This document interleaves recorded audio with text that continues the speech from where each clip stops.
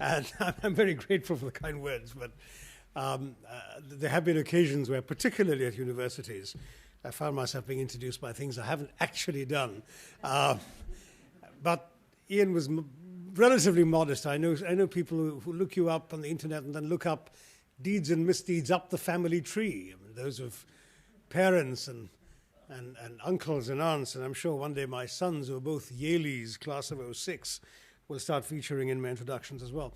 But in one particular instance, a friend of mine was introducing a speaker whom he looked up on the internet, and he found that this chap had an uncle who'd been electrocuted at Sing Sing prison for kidnapping and armed robbery or something equally horrible. But having taken the trouble to look this up, he felt he had to use it. So he said, our distinguished speaker had an uncle who occupied the chair of applied electricity at one of the nation's leading institutions. Which is just by way of saying that some of these kind words should be taken with a pinch of salt. But thank you. It's a privilege to be here at my, as I said, my twin boys' alma mater. Though I'm sorry that this invitation came 2 years late. I mean, parents particularly enjoy opportunities to embarrass their children, and I feel slightly miffed that you've deprived me of that possibility. But nonetheless, for the rest of you, I'm glad to see you all here.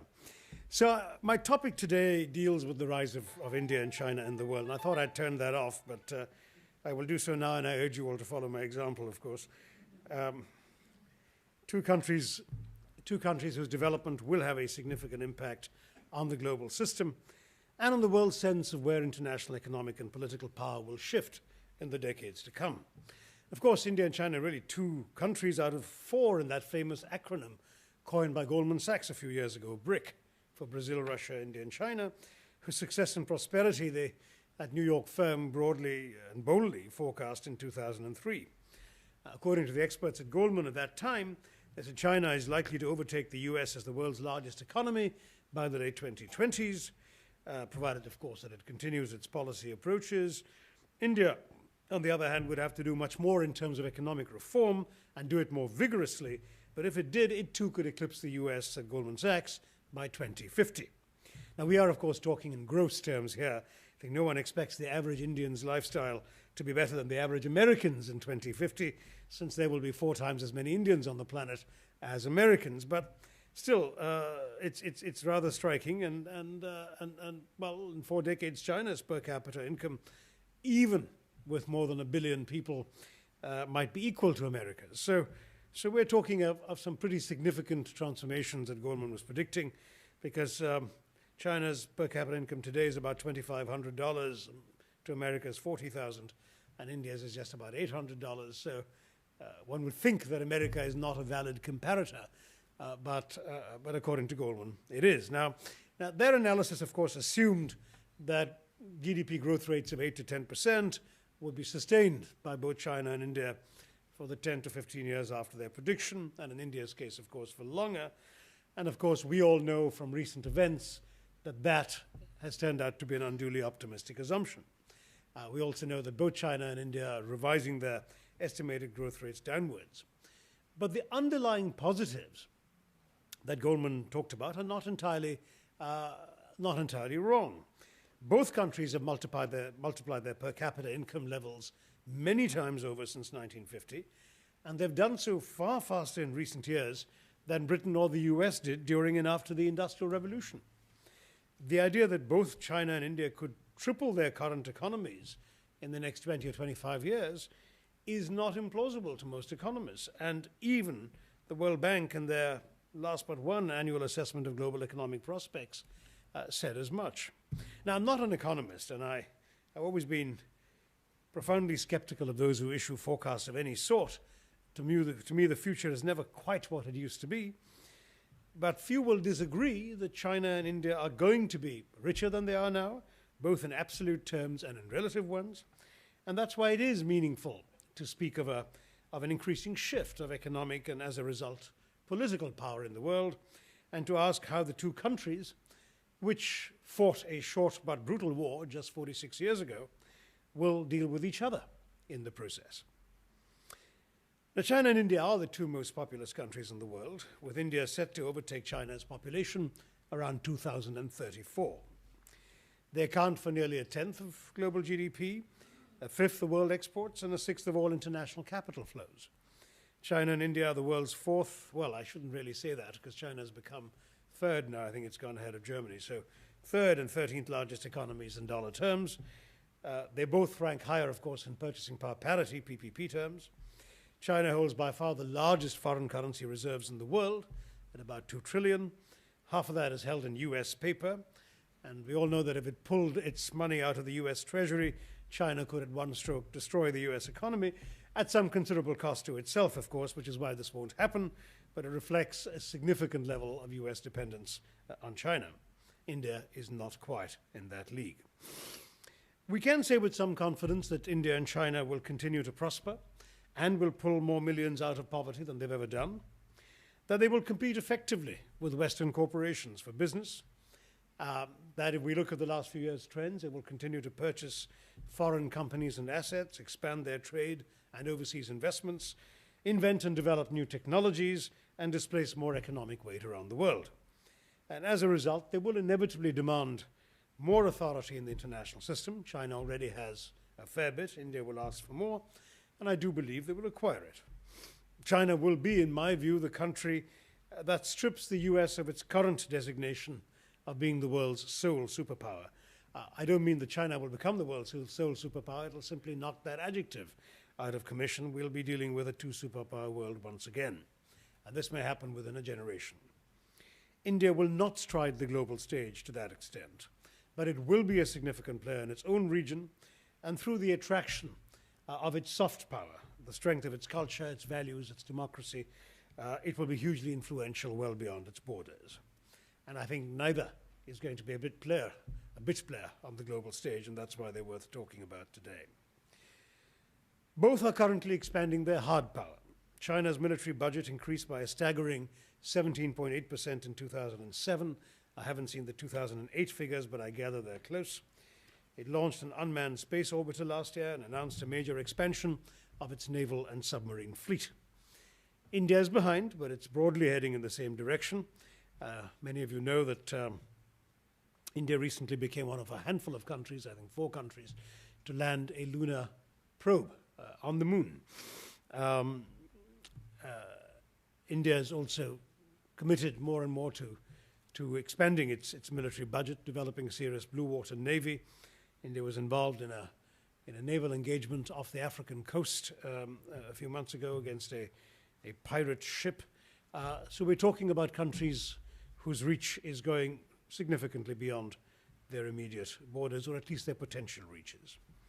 Still, of course, both countries together would have a long way to go before they can compete with the US, whose defense budget is currently equal to that of the rest of the world combined.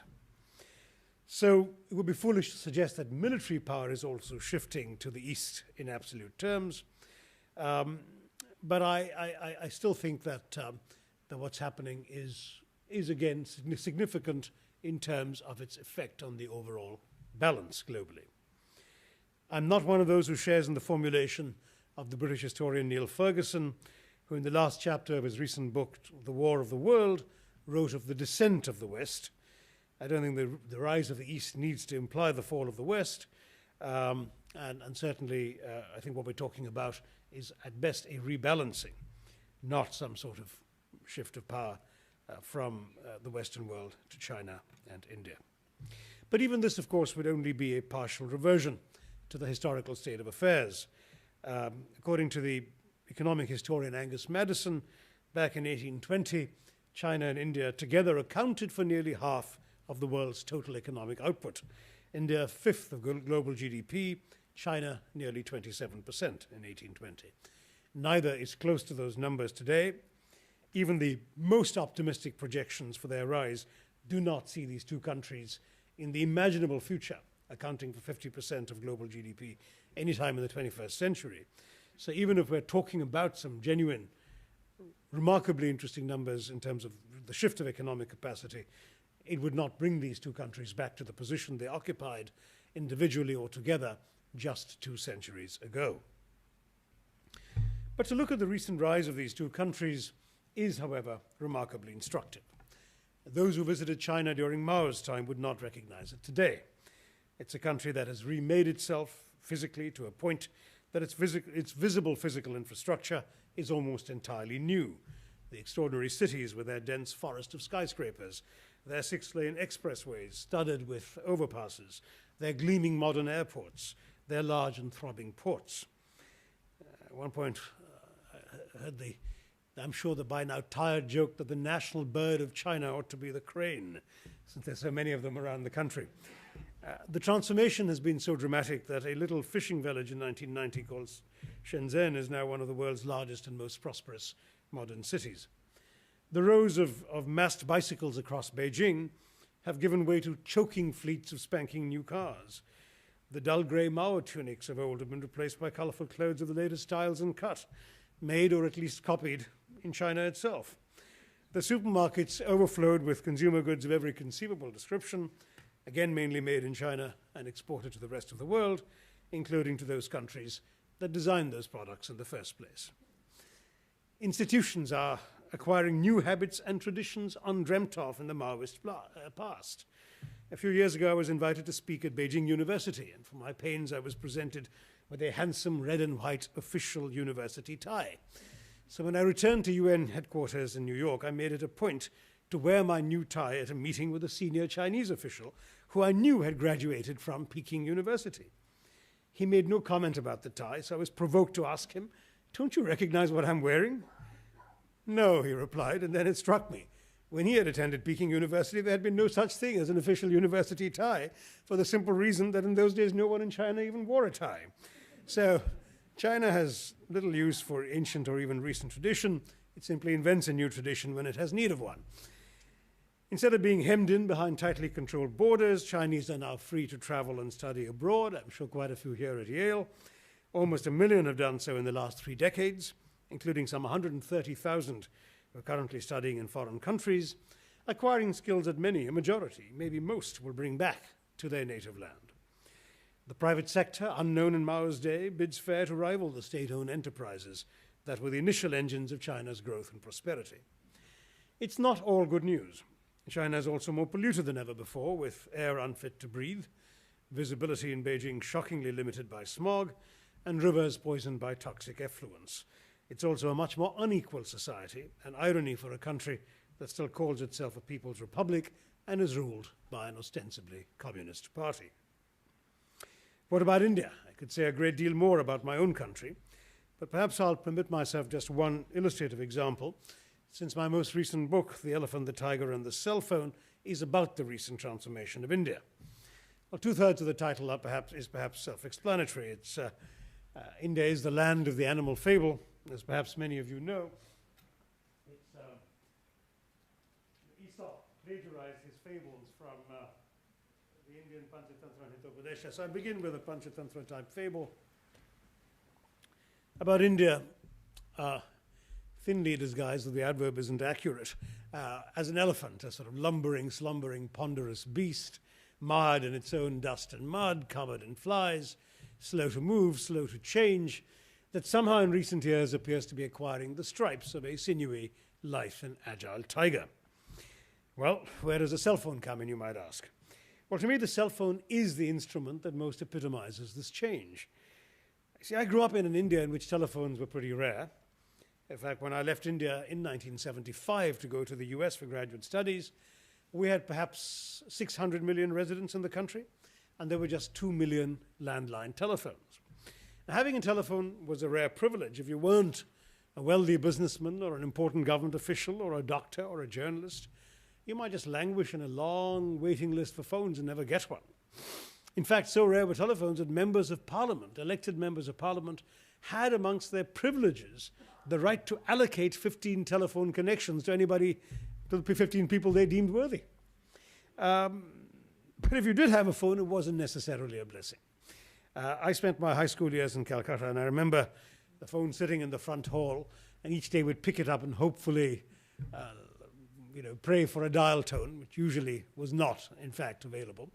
If you got a dial tone and you dialed a number, the words you heard more often than hello, or wrong number. Or you might actually be connected to a call, except it wasn't the call you dial. It's an ongoing conversation amongst two people who are blissfully unaware that you've just joined their conversation. There was even a technical term for this. It was called a cross connection. These are connections that made us very cross. And then if you wanted to call another city, let's say from Calcutta, where Professor Chanda there and I spent some time, you would say to call Delhi, you had to book something called a trunk call, and then you sat by the phone all day waiting for the call to come through. Or you could pay 8 times the going rate, it was a very high going rate, for something called a lightning call. But in those days, even lightning struck rather slowly in India, because a lightning call took a minimum of half an hour to come through, whereas a trunk call took several hours. Frankly, as late as 1984, when a member of parliament rose to protest this woeful, appalling service by what was a public sector monopoly, a government service, our then communications minister replied in a lordly manner that communications in a developing country are a luxury, not a right, that the government had no obligation to provide better service, and if the honourable member was not satisfied with his telephone, could he please return it, since there was an 8-year-long waiting list of people waiting for this inadequate instrument. Now fast forward to today.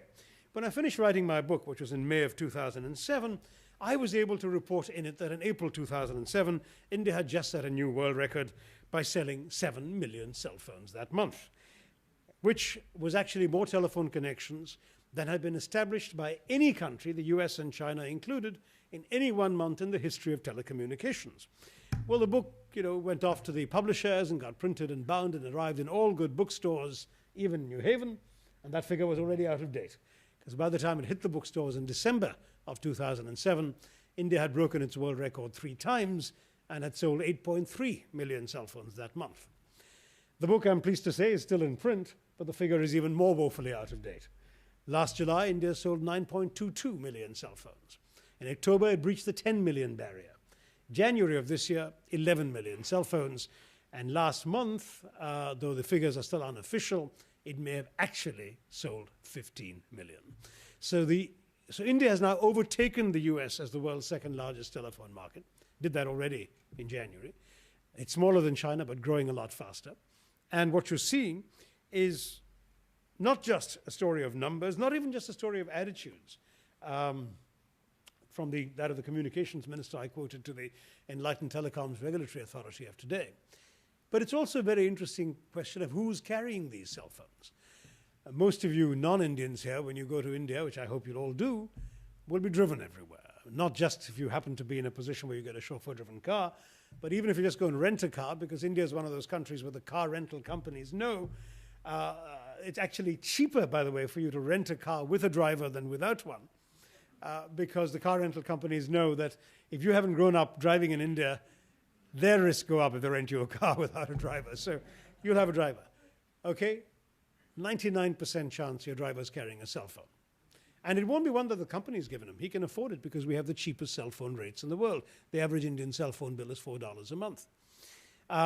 If you visit Delhi, go to the suburbs of Delhi, on the side streets of the suburbs of Delhi, you'll find a fellow with a wooden cart that looks like it was invented in the 18th century. On it rests a coal-fired steam iron that looks like it was invented in the 19th century. He's got an istriwala. His job is to take an ironing from the neighborhood. And he'll be carrying that 21st century instrument, a cell phone. Because in most Indian plans, incoming calls are all free, so it costs him nothing to get a call from an apartment saying, come and pick up a sari or a shirt to iron. A few months ago, I visited the country farm of a friend of mine in the southern state of Kerala. This is a rural area about 20 kilometers away from any place you'd consider urban, dotted with coconut trees. And it was a hot day, so he said, hey, would you like some fresh coconut water? Which, of course, is the best thing to drink, most refreshing, most nutritious thing in a tropical country on a hot day. So I said, sure.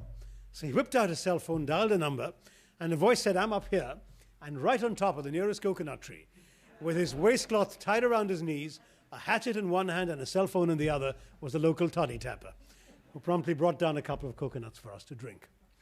Fishermen in Kerala are now going out to sea with their cell phones, and after they catch their fish, they're calling every market town along the coast to find out what it costs, which market will offer them the best price for the fish they've caught. So fish prices are going up, but the fishermen are earning better livelihoods. Farmers. In the old days, at harvest time, A farmer would either have to trudge off to the market town or send an able-bodied relative, who might be an 8-year-old boy, on a 10, 12-kilometer walk to the nearest market town, go and see if the market was open, go and see whether the particular product they just harvested could be sold, what price they would fetch. Then the poor kid would walk back the 10 or 10 kilometers, give the news to the farmer. They would then load the carts, head off to the market town. Half a day's back-breaking labor, now saved with 1 2-minute phone call. In other words, the cell phone as the symbol of India's transformation, simply because it has empowered the Indian underclass in ways in which 45 years of talk about socialism, like China's 45 years of talk about communism, had singularly failed to do. But of course, there's still a long way to go. It's become a cliche to speak of India as a land of paradoxes. The old joke about our country is that anything you say about India, the opposite is also true. We like to think of ourselves as an ancient civilization, but we're also a young republic. Our information technology experts stride confidently into the 21st century, but much of our population seems to live in each of the other 20 centuries. Quite often the opposites coexist quite cheerfully. One of my favorite images of India, that actually went around the internet, so some of you may have seen it, is a photograph from the last Kumbh Mela, the big Hindu religious festival, of a naked sadhu, straight out of Central Casting. Okay, matted hair, scraggly beard, gap-teeth grin, beads around his neck, naked torso. And in this photograph, this naked holy man was chatting away on a cell phone. And this I even suggested it to the publishers of my new book as a perfect cover image. But they assured me it was so well known it had become a cliche in itself. And so they put another cliche on the cover, but that's what publishers do. But cliches are cliches because they're true. And the paradox of India, the paradoxes of India say something painfully real about our society. A place where bullock carts are still an indispensable mode of transportation for millions, but whose rocket and satellite programs are amongst the most advanced on Earth. So having given you this very sketchy, brief portrait of the rise of China and India, I'd like to reflect on 2 aspects of their rise. First, the question of commonalities, competition, complementarities between the two of them, and second, the risk of conflict. There are many other aspects, obviously, of the rise of China and India on which I wish I could dilate, and I dare say there are people in this room who know more about much of this than I do. But in the limited time available, that's what I'll focus on. I look forward to a lively exchange in the discussion that will follow. So first, commonalities, complementarities, competition. It's become rather fashionable these days in bien-pensant circles in the West to speak of India and China in the same breath. These were till recently the 2 big countries said to be taking over the world, the new contenders for global eminence after centuries of Western domination, the Oriental answer to generations of Occidental economic success. Last year, 2 new books came out explicitly, or was it 2007 perhaps? Well, late 2007, early 2008, explicitly twinning the 2 countries. There was Forbes magazine correspondent Robin Meredith's The Elephant and the Dragon, The Rise of India and China and What It Means for All of Us. And there was Harvard business professor Tarun Khanna's Billions of Entrepreneurs, How China and India Are Reshaping Their Futures and Yours. Both books, though different in scope and tone, see the rise of India and China as literally shifting the world's economic and political tectonic plates. Some even speak of Chindia, as if the 2 are joined at the hip in the international imagination. Now, personally, count me amongst the skeptics. It's not just that, aside from the fact that both countries occupy a rather vast landmass called Asia, they have very little in common. It's also that the 2 countries are already at very different stages of development. China started its liberalization in 1978, a good decade and a half before India. It shot up faster, it hit double-digit growth when India was still hovering around 5%, and with compound growth, it's put itself in a totally different league from India, continuing to grow faster from a larger base. But it's also that the 2 countries' systems are totally dissimilar. If China wants to build a new 6-lane expressway, as they decided they wanted to from 1990 onwards, China can bulldoze its way past any number of villages in its path, and it's done so. In India, if you want to widen a 2-lane road, you could be tied up in court for 12 years over compensation entitlements. When China built the Three Gorges Dam, it created a 660-kilometer-long reservoir that necessitated the displacement of a staggering 2 million people, and it managed to accomplish all that in 15 years without a fuss in the interest of generating electricity.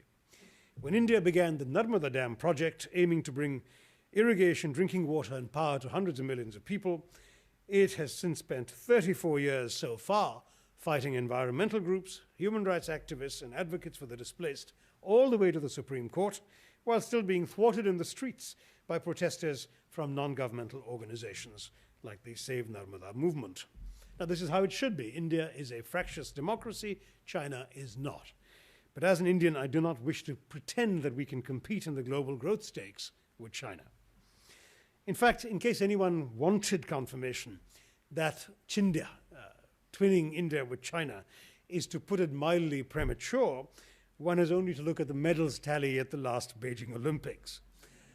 China proudly ranked first with 51 gold medals out of a total of 100 medals altogether.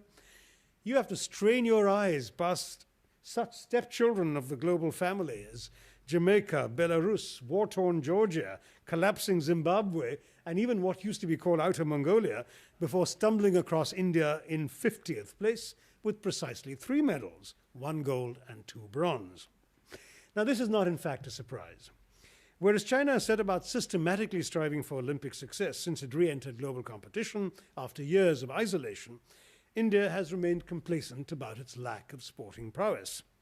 Where China lobbied for and won the right to host the Olympics within 2 decades of its return to the Games, India rested on its laurels after hosting the Asian Games in Delhi in 1982, so that it is now considered further behind in the competition for Olympic hosthood than it was 2 decades ago.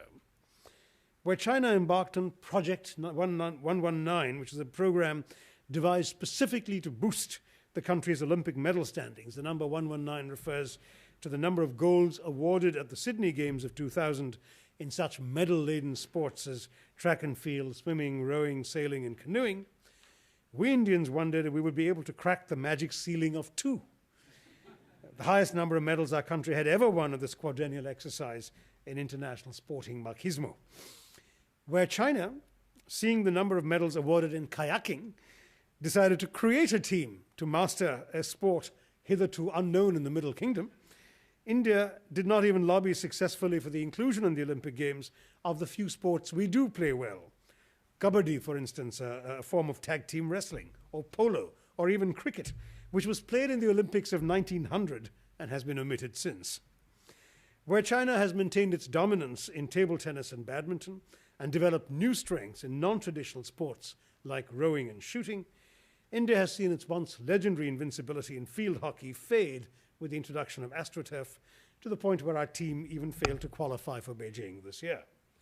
So forget Chindia, our 2 countries barely belong in the same sporting sentence. But what's happened at the Olympics speaks to a basic difference in the 2 countries' systems.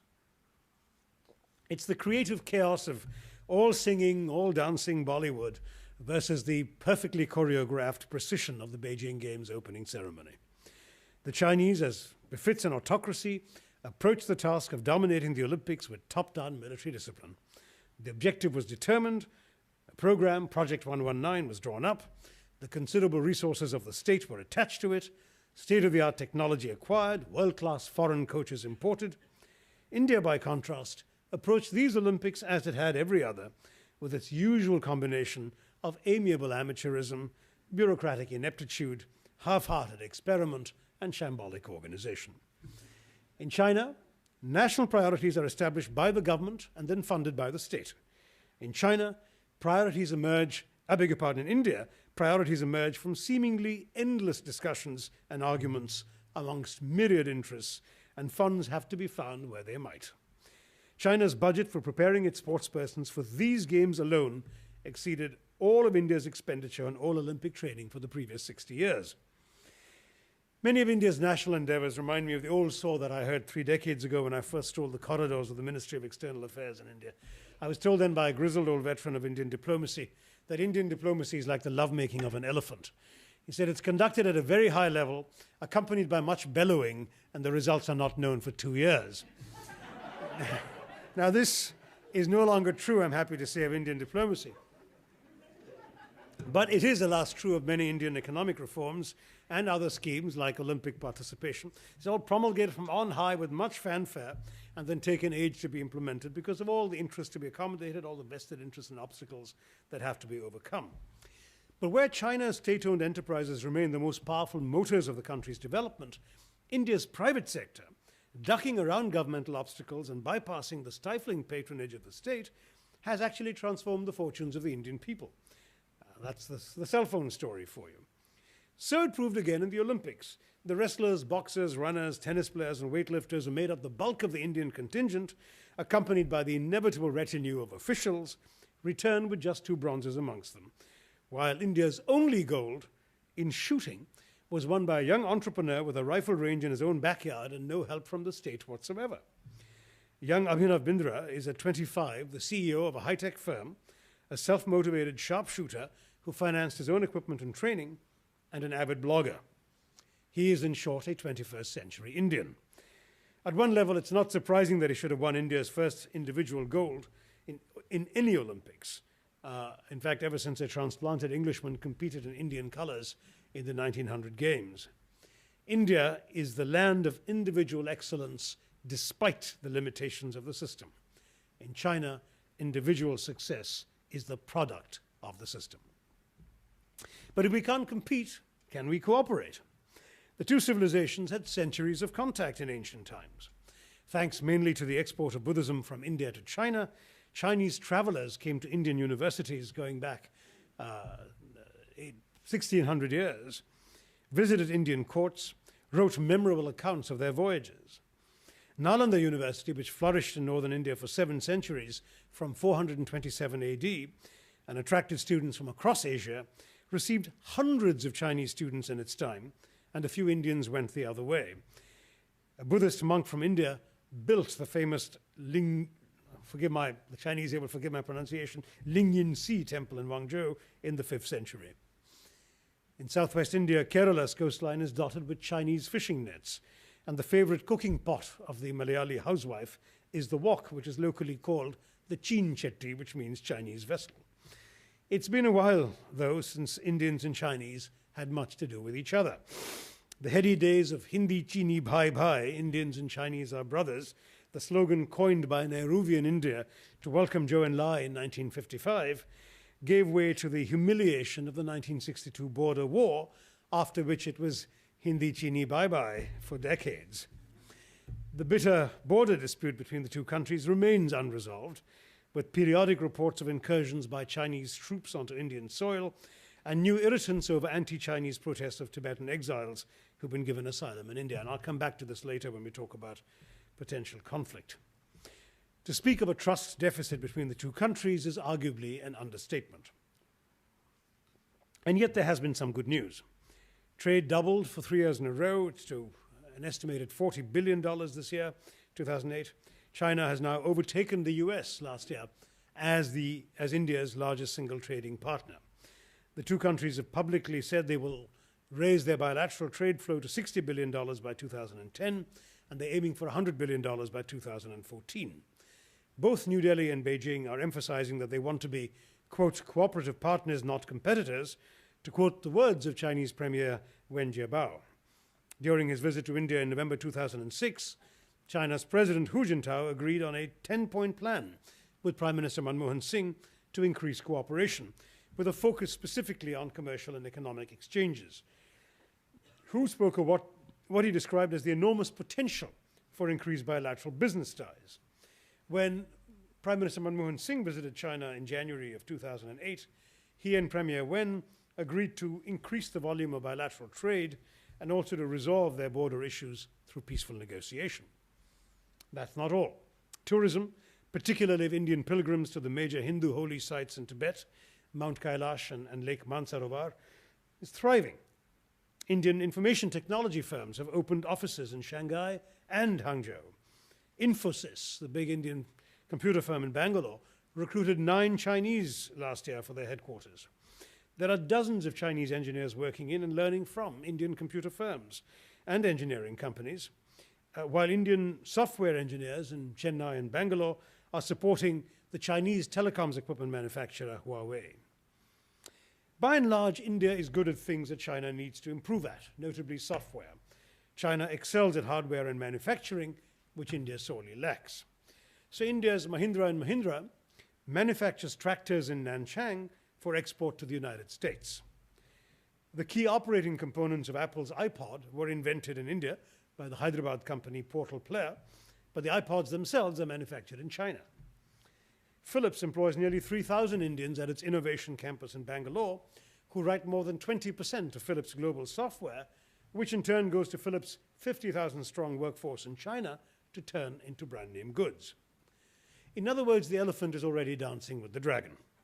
The only question is whether the two countries can prolong the dance, or whether political tensions could bring the music screeching to a halt. There is no doubt that whatever the differences between the two countries, cooperation is in the best interests of both India and China.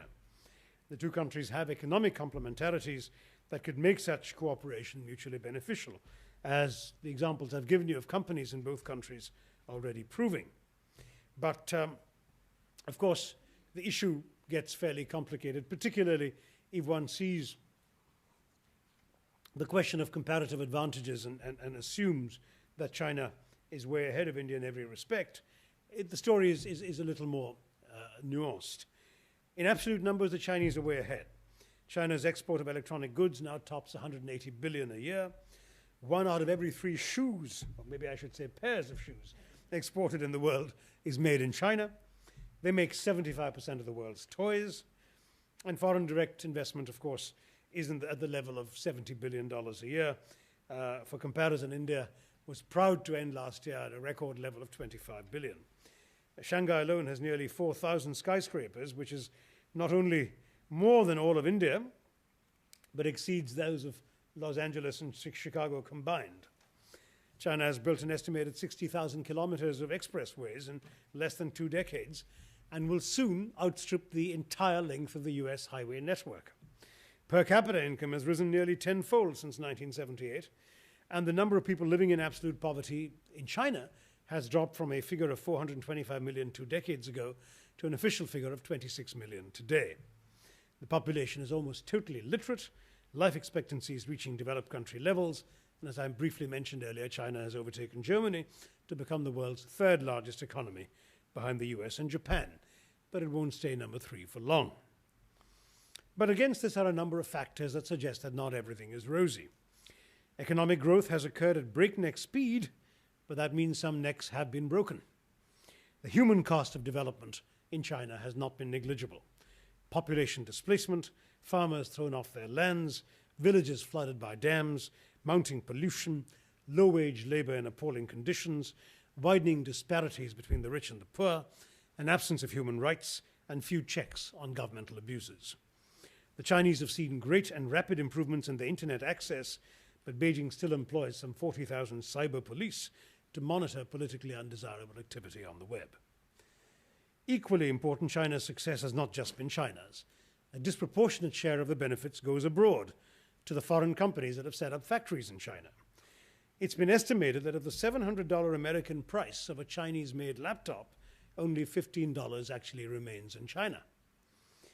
Only 4 of the country's top 25 exporters are Chinese companies, according to Robin Meredith, who adds that in practice, quote, made in China really means made by America or Europe in China, unquote. The Chinese financial system also has a way to go.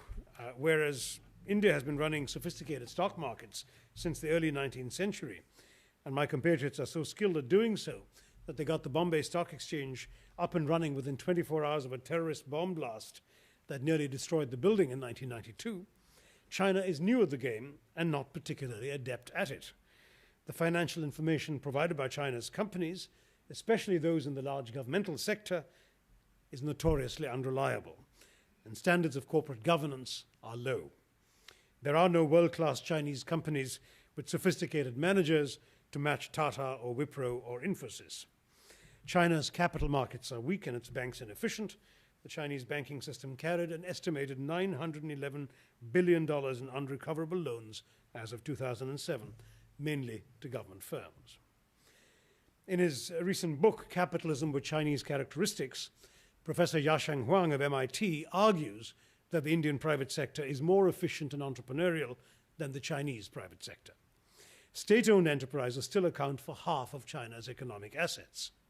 China has yet to master the art of channeling domestic savings into productive investments, which is why it has relied so extensively on foreign direct investment. India, on the other hand, does without it. It's actually exported FDI to OECD countries. Indian capitalists have bought assets in the developed world. In other words, India's entrepreneurial capital and management skills are better able than China's to control and manage assets in the sophisticated financial markets of the developed West. And the world is yet to develop any confidence in China's legal system, where a contract still means whatever the government says it means. In other words, it still lags behind India on the software of development, not just technical brainpower or engineering know-how, but the systems it needs to operate a 21st century economy in an open and globalizing world. The Chinese state is undoubtedly stronger and more efficient than the Indian state. But the Indian private sector is not only miles ahead of the Chinese private sector, it's compensating for the inadequacies of the state, whereas in China the state sector can still stifle the private, and both sides know it. And then there's politics. Whatever we might say about India's sclerotic bureaucracy versus China's efficient one, India's tangles of red tape versus China's red carpet, its unfurled red carpet to foreign investors, India's contentious and fractious political parties versus China's smoothly functioning top-down communist hierarchy, there's still one thing you've got to grant. India has become an outstanding example of the management of diversity through pluralist democracy. Every Indian has been allowed to feel that he or she has as much of a stake in the country and as much of a chance to run it as anyone else. After all, our last elections 5 years ago were won by an Italian woman of Roman Catholic faith and Italian background, as I said, who then made way for a Sikh to be sworn in as Prime Minister by a Muslim president in a country 81% Hindu. And our largest state today is ruled by a Dalit woman, a woman of the so-called untouchable outcast community. And somebody who, by the way, bids fair to have a crack at ruling the entire country if she can make the coalition arithmetic add up right after the next election. And she wasn't promoted by the Brahmin elite in New Delhi.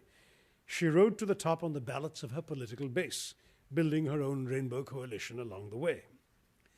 Contrast this with Beijing, where political freedom is unknown, leaders at all levels are handpicked from the top for their posts, and political heresy is met with swift punishment, house arrest, or worse.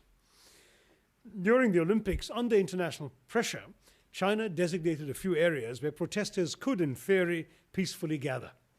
But you had to apply for permission to protest, which was never granted. And most of those who applied were arrested and detained, which meant that the authorization of protest became an excellent method for the security police to identify potential troublemakers without having to actually take the trouble of looking for them. India's politics means that its shock absorbers are built into the system. It has endured major road bumps, secessionist movements, terrorist violence, you name it, without the vehicle ever breaking down. In China's case, the limousine of state is driving smoothly along those expressways, but it's far from clear what would happen if that limousine of state actually ever encountered a serious pothole. The present system wasn't designed to cope with fundamental challenges to it, except through repression. But every autocratic state in history has come to a point where repression was no longer enough. If that point is reached in China, all bets are off. The dragon could stumble where the elephant can always trundle on. But as an Indian, I'm not trying to be complacent. India's problems are enormous, and there's still a great deal we need to do internally. Our teeming cities overflow, while 2 out of 3 Indians still scratch a living from the soil. We've been recognized for all practical purposes now as a nuclear power, but 600 million Indians still have no access to electricity, and there are daily power cuts, brownouts, even in the nation's capital. Ours is a culture which elevated nonviolence to an effective moral principle, but our freedom was born in blood, and our independence still soaks in it. We are the world's leading manufacturers of generic medication for illnesses such as AIDS, but we have 3 million of our own citizens suffering from HIV who don't have access to AIDS medication, another 2 million with TB, and tens of millions with no health center or clinic within a 10-kilometer walk of their places of residence. I talked about India holding the world record for the number of cell phones sold, but we also hold the world record for the number of farmer suicides. 17,000 Indian farmers killed themselves last year because when the harvest failed, they're under a crippling mountain of debt. The only way they see out for themselves is to take their own lives. Even though India has more dollar billionaires than any country in Asia, certainly more than China, even more than Japan, which has been richer for longer, we also have 260 million people living below the poverty line. And this is not the UN or World Bank poverty line, which has recently been revised to $1.25 a day. It's the Indian poverty line, calculated in rupees in rural India at 360 rupees a month, under 30 cents a day. So it's a poverty line drawn just this side of the funeral pyre, and there are people above that poverty line who would be considered poor by UN or World Bank standards. We've trained world-class scientists and engineers, many of whom have started companies in Silicon Valley. But 400 million of our compatriots are illiterate, and we have more children who have never seen the inside of a school than any other country in the world has. India has a great demographic advantage in 540 million young people under 25 today, which means we should have a dynamic, youthful, and productive workforce for the next 40 years when the rest of the world, including China, is aging. But we also have 60 million child laborers, and 72% of the children in our government schools drop out by the 8th grade. We celebrate India's IT triumphs, but information technology has employed a grand total of 5 million people, while 10 million are entering the workforce each year, and we don't have jobs for them. Many of our urban youth rightly say with confidence that their future will be better than their parents' past. But whereas Maoism is confined to ideologues' textbooks in China, in fact, a Hong Kong businessman friend of mine, a Chinese friend, said to me, the only place you'll truly meet a Maoist is in India. There are Maoist insurgencies violently disturbing the peace in 165 of India's 602 districts, and these are largely made up of unemployed young men. In other words, India has a great deal still to do to ensure that it keeps its people healthy, well-fed, and secure.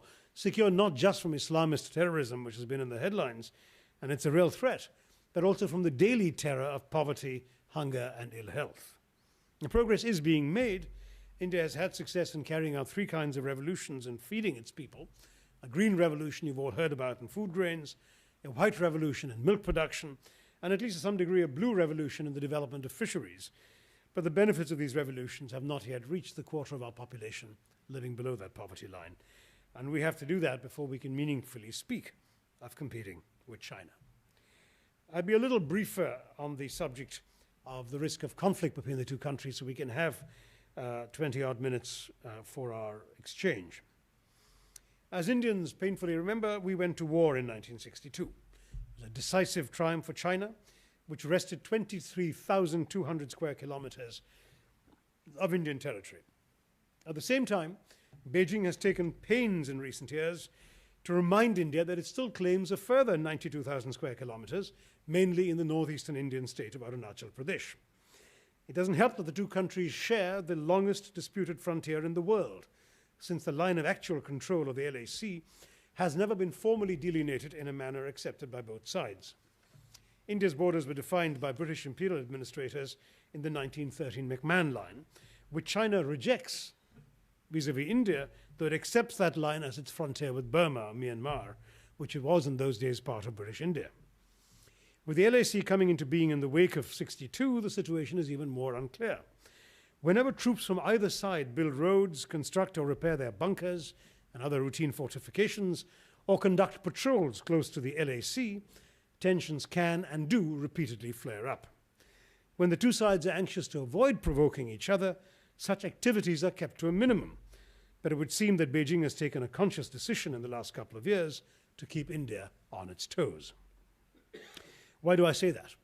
Well, the first 6 months of last year, before the Olympic lull, witnessed a proliferation of incidents along the 4,057-kilometer frontier between the two countries. It's continued after the Olympics. An unofficial figure I saw in December put the number at 213 incursions with a month to go last year, up from 170 the previous year. These included no further than 65 incursions by the People's Liberation Army in just one sector alone, the evocatively named Finger area in Sikkim, which shares a 200-kilometer border with Tibet. Reports of intrusions into Indian territory have continued. They seem to be getting more brazen. In one reported incident, Chinese soldiers entered 15 kilometers into Indian territory in Ladakh and actually burned the Indian patrolling base. While Indian spokesmen appear anxious to downplay such reports, in an earlier incident inside the LAC, a mixed civilian-military team investigating reports of a previous Chinese incursion on the frontier were threatened and forced to retreat by a PLA formation and 3 armored vehicles. The Chinese soldiers allegedly assumed firing positions in the incident, leading the Indians to withdraw in order not to provoke a shooting match.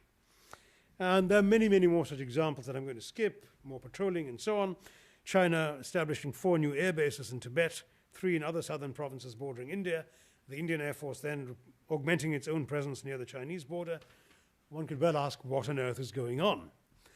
Well, fears of imminent major hostilities, war in other words, are clearly overblown.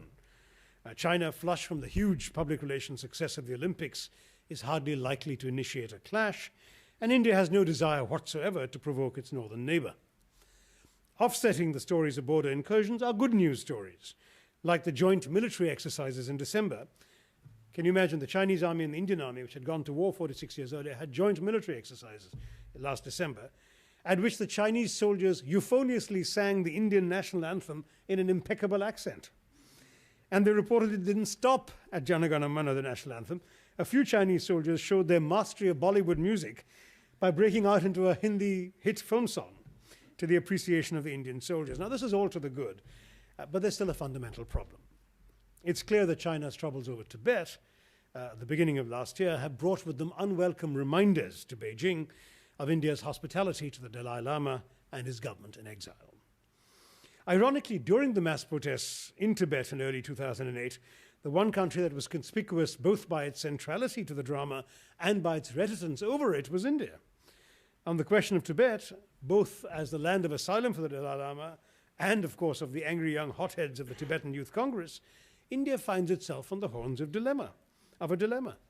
On the one hand, we are a democracy, one that has a long tradition of allowing peaceful protests, including against foreign countries when their leaders come visiting us. We provided refuge to the Dalai Lama when he fled the Chinese occupation of his homeland in 1959. We've granted asylum and eventually Indian citizenship to over 110,000 Tibetan refugees. And though we've permitted them to set up a government in exile, we have not recognized, and New Delhi does not recognize the government in exile as a government, but it allows them to live and function in the picturesque Himalayan hill town of Dharamsala. On the other hand, we've been assiduously cultivating better relations with China. Though the bitter border dispute, as I've described it, remains unresolved, and China has been a vital ally and military supplier to India's enemies across the border in Pakistan, the two countries have been warming to each other in recent years.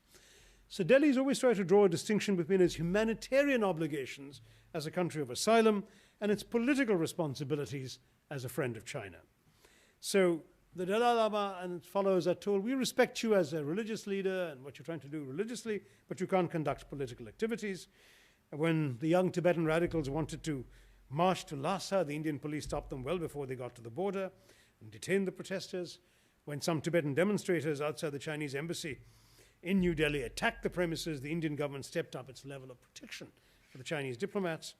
And the Indian foreign minister used the occasion of a press conference alongside the American Secretary of State, Condi Rice, last year, to publicly warn the Dalai Lama against doing anything that could have a negative impact on Sino-Indian relations. So Indian officials have shown their acute consciousness of how sensitive the Chinese are on the question of the Dalai Lama.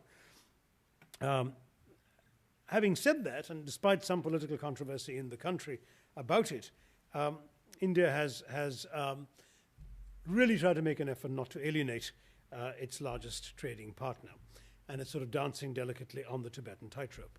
And yet the dangers are real, because the fact is that Tawang, the birthplace of the 6th Dalai Lama a couple of hundred years ago, and a major monastery of Tibetan Buddhism, lies in Arunachal Pradesh. And this deprives Beijing of a vital asset in its attempts to assert total control over Tibet.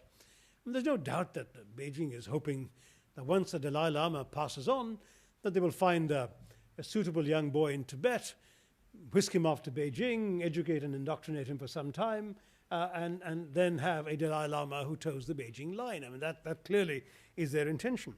But the Dalai Lama, the present one, has announced that the next Dalai Lama may not be born in Chinese-controlled Tibetan lands. The suggestion is that he could easily emerge from the Tibetan diaspora or from traditional areas of Tibetan residents that are now in India, notably the Tawang Tract.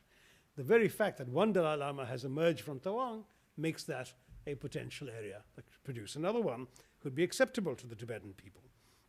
Reminding New Delhi of China's claims to this territory is therefore all the more urgent for Beijing. China would like to take control of Tawang before it's too late.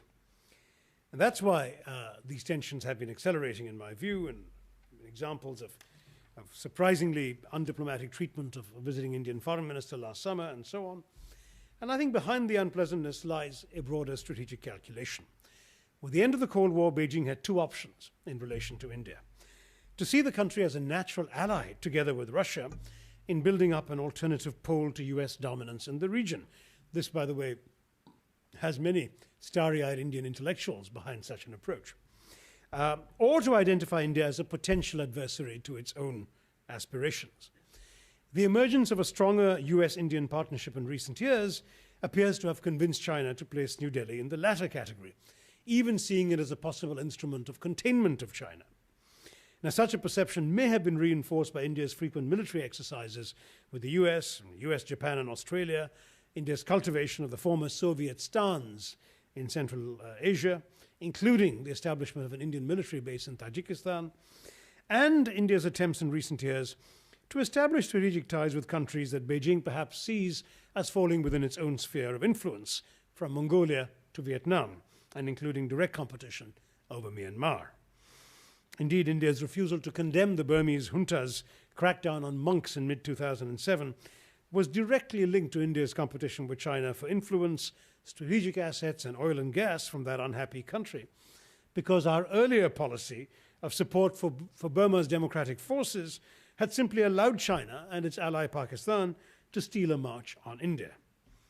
India's Look East policy, developing closer relations with the countries of Southeast Asia, is not necessarily China-directed, but it would be disingenuous to deny that one of the reasons many Southeast Asian countries welcome India's involvement in their neighborhood is to offset China's overweening predominance in the region. A quick checklist of other factors that have added to the strains in the relationship. One is the Indo-US nuclear deal. China has been concerned about the American willingness to create an Indian exception, which they fear is an attempt to build up India as a strategic counterweight to China. And China made its hesitations apparent in the nuclear suppliers group, thus incurring, if not our wrath, certainly public statements of disapproval and disappointment from senior officials in New Delhi. Second is China's support for Pakistan, including military assistance and help for Pakistan's nuclear program, as well as support via North Korea for Pakistan's missile program, which confirms Indian suspicions that China wishes to use our troublesome neighbor to keep our regional ambitions, let alone global, in check.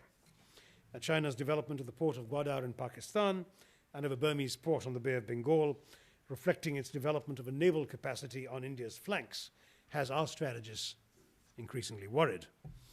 On Beijing's side, India's inclusion in the East Asian Summit, which was pushed by Japan, Singapore, and Indonesia, primarily to limit China's influence, makes them see us as a rival in their own sphere of influence.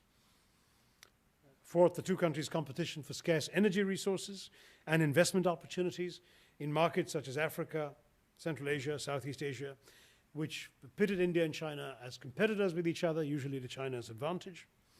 And finally, China's reluctance to support Indian, and for that matter, Japanese, aspirations to a permanent seat in the UN Security Council, because it has no desire to dilute its own status as a P5 member by sharing it with another Asian power.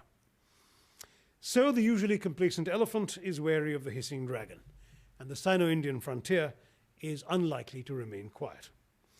Needling and anxious to please New Delhi on its troubled northern borders helps China keep India guessing about its intentions, exposes the giant democracy's vulnerabilities with elections looming, and cuts a potential strategic rival to size. I do fear there might be more incidents on the border, and while we are focused on the threats to our safety from Islamist terror, it's clear that India cannot afford to relax our vigilance on our northern borders. Now, those are incomplete reflections. That leaves us just under 20 minutes for our exchanges, but I don't want to leave you on a pessimistic note. Though I've laid out a lot of good and bad news, no serious decision maker in either Beijing or New Delhi wants the bad news to prevail. India has too much self-respect to ever see itself as a counterweight to China. Its bilateral relationship with Beijing has its own logic, independent of any third countries. The economic cooperation I've described and the potential for increasing trade between the two countries could still prove more significant than either old or new tensions on the borders. As long as we don't see ourselves as rivals in a zero-sum game, and I don't think we do yet. In his recent book, Rivals, Bill Emmott quoted an unnamed senior Indian official as saying, "Both of us think that the future belongs to us. We can't both be right." Actually, I believe they can both be right. It's just that it'll be two very different futures, and there can be room for both in the world of tomorrow. Thank you very much.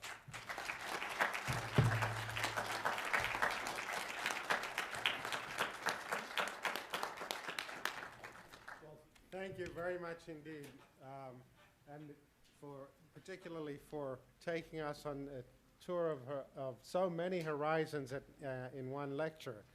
Would you like to field your own questions? And Yep. Yeah. With the new Obama administration in the U.S. Wanting to pursue these protectionist policies as regarding to jobs, industry, do you see China and India actually coming together? First of all, I'm not entirely sure how protectionist the Obama administration is going to be. There's some political rhetoric about protectionism, which is understandable, but they're yet to be translated into concrete policies. For example, when they speak of ending tax breaks for countries that, for companies that outsource jobs, what exactly does that mean? Which taxes? And what tax incentives will they give to keep jobs in America rather than send them out? And will those incentives outstrip the obvious financial advantages to the bottom line of a company from outsourcing jobs elsewhere? These things are, frankly, yet to be clarified, and I think it's premature for us to assume that they will be very protectionist. I just don't see America doing without the enormous number of goods, number and range of goods it imports from China right now. So you're not going to overnight change things, because if you do, consumers in an economic crunch are suddenly going to find themselves paying, say, 4 times the price for an American-made pair of running shoes than they would for one made in China or whatever. And this is something that politically would not make a lot of sense. So I'm not alarmist yet about protectionism in this country. Whether that will therefore have an impact on China and India are already improving their trade with or without a change of American policy. There was initially a lot of hesitation from Indian companies about the risks of dumping by the Chinese manufacturers, and India did bring a couple of anti-dumping actions against China. And it's true that there are some businesses in which Chinese manufacturers have essentially ended production in India. Certain kinds of toys, certainly, but even more sophisticated stuff. I was talking to somebody about certain colors of dyes, chemical dyes, certain kinds of paints. Oddly enough, China has such economies of scale on these things, have simply rendered the entire Indian manufacturing of these products unviable. And that kind of thing may create a certain amount of anxiety in the Indian space, unless China is equally open to importing what India can offer, which remains to be seen. I also think that both countries can do much more to open up the human traffic between them, particularly tourism. Right now we've got the very controlled Indian pilgrimage to Kailash and Mansarovar, but we don't really have extensive amounts of free issuance of visas on both sides. And I think one day the Chinese are now beginning to discover the world and are free to travel and have the resources, could discover India in a big way. I mean, you've got people interested, for example, in previous sites of Chinese travel and pilgrimage, but also people interested just in seeing different parts of the world, and we could open up there and so on. So those are all reasons why the two countries could do more together, but I'm not necessarily sure that either would see the other as a substitute for what they might lose out from a protectionist America. Yes, ma'am.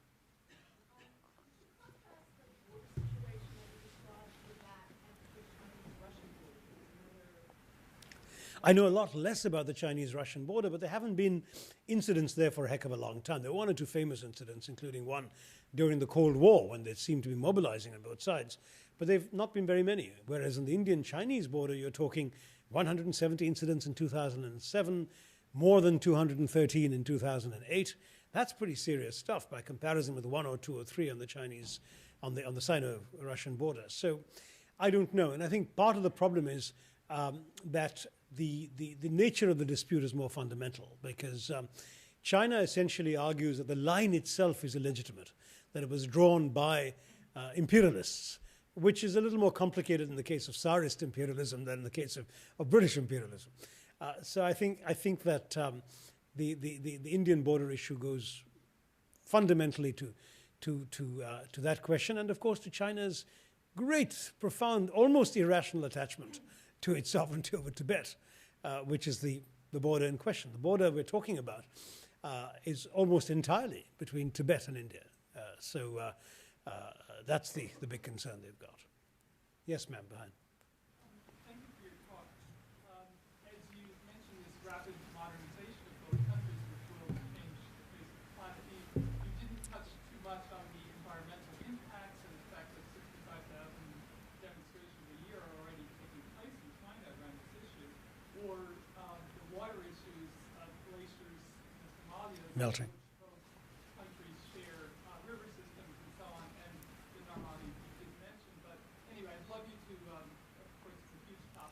It is a huge topic. I mean, the environmental issues are serious in both countries, and that's why both countries have changed their position on the global warming debate considerably in the last 15 years. If you look at the original Indian-Chinese position, it was essentially one of denial, right? It was the reason the planet's in a mess and we got global warming is because you guys in the industrialized world spent 200 years making yourselves rich and polluting the planet. Now we've discovered ways of making ourselves rich and you've discovered the environment. Tough, we're not going to do that. Now they moved from that quite a bit because obviously Indians and Chinese are themselves, choking on effluents and on bad air and suffering the consequences. And so they have now begun to say, yes, we understand there is a problem, but you have to bear a larger share of the cost because you're a larger contributor to the problems. Give us clean air technologies, give us help. And of course, there is the whole per capita argument that India makes even more strongly than China, which is that in absolute numbers, India and China are right up there in the top 10 polluters in the world. But on a per capita basis, the US is number one. India is somewhere like 120th of the 190 countries in the world. So again, one has to look at allowances. In countries where there is a genuine problem of serious poverty, you can't say we will accept environmental constraints that will deny us the possibility of pulling people beyond the poverty line. We've got to be able to have industries that employ them and so on. So make it easier and more feasible for us to develop industries that use clean air technologies and other technologies that help us to be able to avoid damaging the environment and contributing to greenhouse gases and so on, and do more yourselves. I mean, this is the other thing. Just today I was reading on the internet about how the amount of greenhouse gases contributed by Britain's failure to adequately heat, to insulate their own homes during winter, and the amount of heating they consume vastly outstrips, large portions of what India and China are doing. And there are lots of things that the developed world could also do to set an example to the rest. That's on the sort of classical sort of environmental debate thing. Between the two countries directly, there is a serious issue. You mentioned the glaciers, but there's also the river systems. And there's some real worry about China's plans to dam the Brahmaputra, which India has already begun raising diplomatically. So far, it hasn't become a big international incident. But there is no downriver treaty. I mean, ironically, India and Pakistan have the Indus Waters Treaty. The headwaters of all the rivers that flow in Pakistan are in India.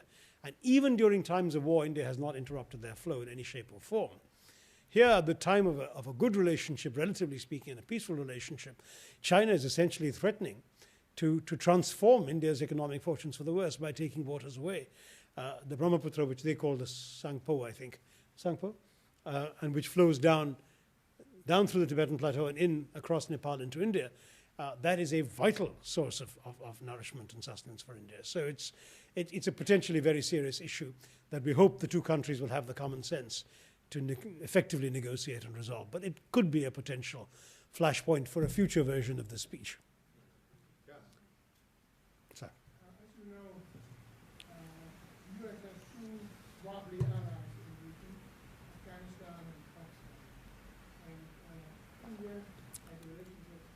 between the relationship to Afghanistan, China, and Pakistan. How do you see that playing out in a very tender area, very explosive, potentially very explosive? Oh, I think it's the most seriously dangerous place in the world right now, is that particular combination of circumstances. Afghanistan, as you said, is wobbling. Pakistan, sadly, is also wobbling. And that what we've seen with the troubles on the Afghan-Pakistan border have spilled over both into large areas of Pakistan and, of course, into Afghanistan itself. The real tragedy here is that this problem is man-made, as it were. I mean, it was created, first of all, in the creation, training, equipping of the Mujahideen to overthrow the Soviets in Afghanistan. So a lot of this, I'm afraid, some of these chickens are coming home to roost. Some of these chickens are born out of American eggs laid in the 1980s against the Soviets. But then the triumph in '88 and the withdrawal of the Soviets inspired the Pakistani ISI to turn their attentions to elsewhere, saying, look, if this can work against the Soviets, we can make it work against the Indians. And they decided to systematically use terrorism as an instrument of their foreign policy and their strategic defense policy. And the result has been that they, like good old Dr. Frankenstein in the novel, they created a monster which has now escaped their control. And the monster that has escaped their control is now threatening Pakistan's own sputtering democracy, as well as risking engulfing the entire region in its wake. What can we do? Certainly, India is working with a colossal amount of self-restraint in response to the Mumbai attacks, working diplomatically with America to try and put pressure on Pakistan to react responsibly, and not as Pakistan initially did, in a state of denial about what happened in Mumbai and Pakistan's own complicity in what has been generated. And America will have to continue doing its darndest to ensure that those forces within the Pakistani establishment that have at the very least condoned, if not orchestrated, some of the recent actions are brought to heel. There is no question that the Taliban/Al-Qaeda elements on the border with Afghanistan, the very ones who have attacked NATO forces and so on, have had assistance from the Pakistani military and Pakistani intelligence. In fact, the bombing of the Indian embassy in Kabul, the suicide bombing last July, was traced by American intelligence. I'm not quoting anything classified. The American intelligence agency spoke to the New York Times, so you can Google it, saying that this was done by the Pakistani Inter-Services Intelligence, the ISI. And the American intelligence source went on to say what surprised him was how little trouble the Pakistanis had taken to cover their own fingerprints. It was as if, he said, or he or she, we don't know who the source was, said, the Pakistanis were trying to send a signal to the Indians. Look what we can do to you in Afghanistan. And of course, a few months later, what was done in India. So it's a very, very serious situation. And sadly, it's fueled by the extraordinary generosity of American military aid, ostensibly granted $11 billion since 9/11, ostensibly granted to fight terror, some of which at least, if not much of it, having gone into nourishing those who have been fomenting, encouraging, guiding, commanding terror. It's truly an alarming, frightening thing. China's role so far has been somewhat mixed. There's no question that China saw Pakistan as an extremely useful agent in the region to curb both Indian and, in relation to Afghanistan, American strategic interests. Keep them on tenterhooks, that sort of thing. And as recently as 2 years ago, when America tried to ban Jamaat-ud-Dawa, the group that is the Lashkar-e-Toiba reborn, China blocked that ban in the Security Council. After the Mumbai attacks in November, however, China changed its mind and actually supported the attempt by the US and Britain to get Jamaat-ud-Dawa proscribed. Why? Partially because I believe China, which has been coming of age on the international stage, and I've been watching this at close quarters in the Security Council during my UN days, I think China now genuinely believes that it's no longer compatible with its increasing self-image as a responsible player in the international system to continue giving a shield to people who are conducting terrorist actions. Nonetheless, China's strategic interests are with Pakistan and not with either India or the US in that area.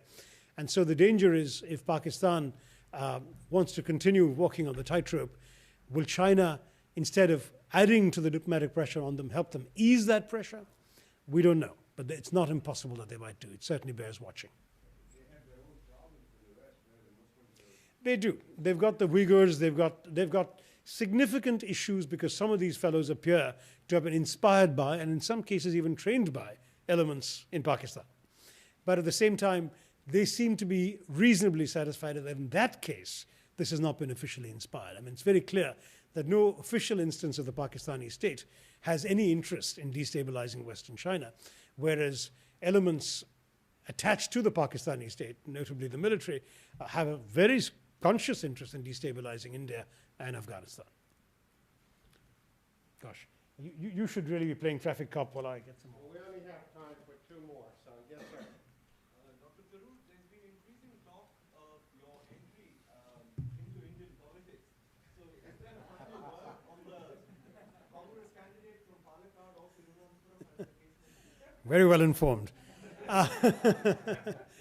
Final word is about 10 days away. So this is a brief foray into reflections on other subjects, but I've been in India for a few weeks earlier this year, and I'm heading back there in mid-March, and almost certainly the answer is yes. I've been writing for quite some time about how in India it's a shame that in our democracy the educated middle classes have abdicated the political space to other people. We seem to be divided amongst kids who are good at taking exams and go into the IAS or the IFS or become lawyers or doctors or engineers, and leave politics to the kids who aren't good at taking the exams, right? So the result is we, in many cases, not all, in many cases, are led by people who are not worthy of the society they're trying to lead. And I think it's time that others saw if they could make a difference in the system. We might all fail, first of all being defeated by the electorate, and if not, perhaps being defeated by the system. But it's worth trying, and I think if the opportunity is confirmed, and as I said, it should be within a week or 10 days, I will take the plunge. One final question at the back. Yeah.